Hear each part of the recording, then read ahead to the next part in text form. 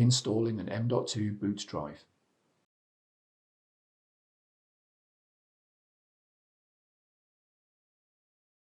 If necessary, install the M.2 drive into the M.2 tray.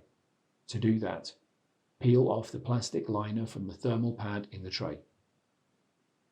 Keeping the side with most chips facing up, slide the M.2 drive all the way into the tray.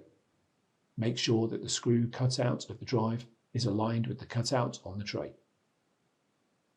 To install the M.2 heatsink into the tray, peel off the plastic liner from the thermal pad on the bottom of the heatsink. Align the heatsink with the 4 clips of the tray and then press the heatsink down until it clicks into place.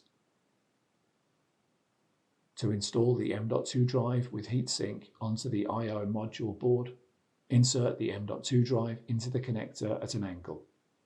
Gently press the other side of the M.2 drive down into place. Fasten the screw. Align the bottom cover with the guiding slots on both sides of the chassis and then slide it forward until it is firmly seated. Use the key to lock the node covers.